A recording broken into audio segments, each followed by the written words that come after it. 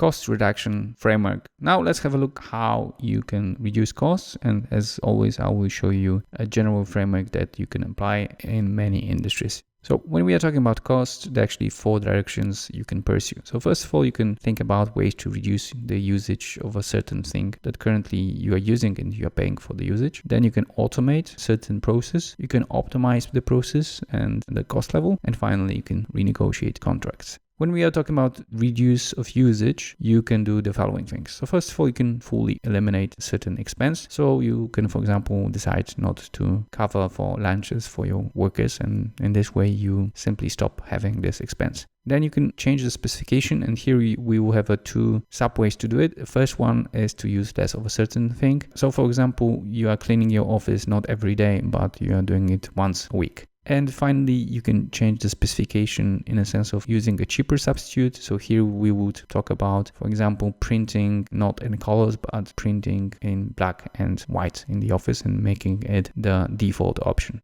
The huge potential in cost cutting is obviously in automation. So first way to do is to simply standardize the process using the best practice. So it's more about having everybody understand and implement the best practice. Obviously, you can automate with software or with a machine. Then we are talking about optimizing process and the costs. So the first option is to simplify and optimize processes. You can also talk about replacing operational expenditures with CapEx. So I would recommend doing this sort of analysis. This is not limited only to automation, but sometimes by changing, for example, the layout of a factory or a warehouse or even the office, you can drastically reduce the labor intensity of certain processes and in this way reduce the costs. And finally, a very good thing to do is to do this sort of a make it or buy it analysis, where you analyze after you have optimized how much it costs for you to do certain things, and you analyze whether it makes sense to do it internally or to actually buy it from a supplier that specializes in delivering this service and he can maybe deliver it cheaper. In actually many occasions, you discover the opposite effect. So sometimes it is cheaper to do it internally than externally. The final direction in cost cutting is obviously renegotiating contracts. So here you can renegotiate the contracts with current suppliers. So get better conditions, maybe lower prices, extended payment terms.